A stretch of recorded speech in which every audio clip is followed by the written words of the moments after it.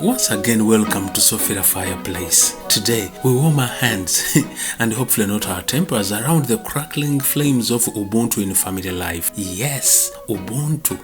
The art of remembering that your cousin's problems are mysteriously your problems too. That your neighbor's chicken somehow becomes your alarm clock, and that auntie's endless storytelling is the Wi-Fi connection that never switches off. Here, family isn't just about blood, it's everyone who shows up uninvited, eats your food, and still insists we are one.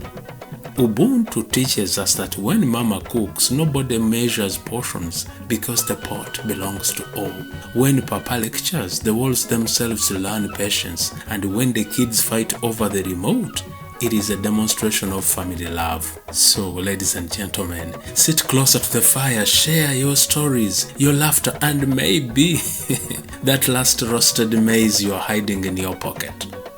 At Sophia Fireplace, we just don't talk about Ubuntu, we live it daily. They say a family without arguments is like tea without sugar, impossible to find. One moment, the parents are debating who finished the last piece of chicken. The next moment, the children are staging a mini world war in the living room.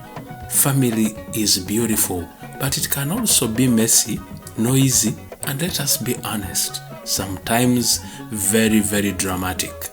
You know, raising a family is not easy. Sometimes you feel like you're running a small parliament with no constitution. One child cries for juice, another one demands a soda, while the father declares this is a water-drinking government. And the mother replies, "Hey, Honorable Minister, it is easy to speak when you are not the one serving." That's when you realize family life is full of debates, but also full of beauty. But there is a secret. Beneath all the drama, there is a spirit. That spirit is Ubuntu. Ubuntu whispers, "I am because you are." Meaning, no father without the mother, no mother without the children, and no children without the wider family and community. Picture this. Mr. and Mrs. Kato, they love each other deeply, but like all couples, they argue. One evening, they were not speaking to each other, having a cold war in the living room. Mrs. Kato was scrolling endlessly on her smartphone, and Mr. Kato was pretending to read the newspaper, though the newspaper was upside down. The children sat nearby, also glued to tablets and phones, each in their own silent world. The house was packed, yet empty. Everyone present, but no conversation. Then, grandmother, who had been watching silently, cleared her throat and said, "In the old days, when couples quarreled, we sent them to the farm. Digging side by side, they would remember that their sweat was shared, and so was their future. Now you are quarreling with gadgets." Her words stung, but they also opened eyes.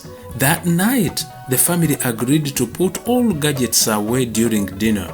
They talked, they laughed, they listened. Even Mr. Kato admitted he had been reading his newspaper upside down. Everyone laughed until tears rolled down their faces. Ubuntu had stepped in, reminding them that love and communication are the food of the family, and silence, when caused by pride and machines, can starve a home. How about Ubuntu in love and conflict resolution? Love between parents is not just romance. It is leadership for the entire household. Children observe how their parents treat each other, how they disagree, and how they resolve their differences. Ubuntu teaches that in conflict, the goal is not to win, but to heal. Arguments should not be swords but bridges, moments where love proves stronger than ego. When parents argue with respect and resolve their conflict openly, they show their children that love is not just the absence of fights, but the presence of forgiveness. Does Ubuntu talk about trust and open communication? Of course. Trust is the backbone of family. When parents trust each other, children feel secure. When children are trusted, they grow into responsible individuals. Open communication sustains this trust. Listening deeply, sharing feelings without fear, and allowing even the youngest voice to matter. Ubuntu tells us, a family that talks together walks together, but trust dies in silence. By the way, divorce often begins not with a major betrayal, but with minor unspoken frustrations. Ubuntu challenges us to speak with honesty, to listen with humility, and repair trust daily. When families break apart, children often bear the heaviest burden. Divorce can rob them of security and identity. Poverty too can erode family bonds when stress overshadows love. Ubuntu does not deny these challenges, ladies and gentlemen, but it offers a shield. Collective responsibility. Relatives step in, neighbors support, and the community becomes a second home. Ubuntu says no child should suffer alone, and no parent should carry the weight of poverty in silence. Today, the smartphone has become both a blessing and a thief. Families sit in the same room but live in separate worlds. Silent conversations with screens instead of each other. Parents and children alike are guilty. Ubuntu calls us back to the fire circle of our ancestors, a place of shared stories, laughter, and eye contact. This doesn't mean throwing away the phone. No. It means using it with wisdom. Instead of scrolling alone, families can use technology to share songs, watch stories, and learn together. But Ubuntu insists, let the screen never replace the sound of authentic voices. Now, what about when children go wrong? In Ubuntu, punishment is never about fear or humiliation. It's about teaching, guiding, and restoring the child into harmony with the family. Therefore, correct with words before hands.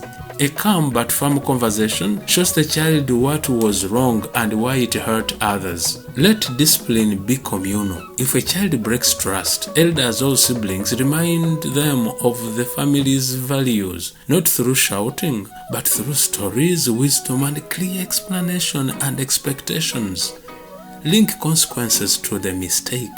If the child wastes food, they help with cooking. If they lied, they can earn back the trust by taking responsible action. The aim is restoration, not revenge. And end discipline with reassurance. After correction, remind them of their value and show that their mistake does not erase your love. Ubuntu says, a child does not belong to one person, but to the whole family and community. Therefore, discipline is not about breaking a child's spirit, but about shaping it, so they grow to be respectful, responsible, and still confident in the love of those around them. At the end of the day, Ubuntu in family life is about remembering that love, respect, and togetherness are stronger than anger, silence, and poverty. A family living by Ubuntu eats together, talks together, struggles together, and laughs together. Parents lead with love, children grow with trust, and even gadgets are tamed to serve the bond rather than break it. Because in Ubuntu, family is not just people living under one roof. Family is a fire, and every spark, a spark of love, a spark of trust, a spark of time, a spark of laughter, keeps it alive. Thank you for watching. We meet next time.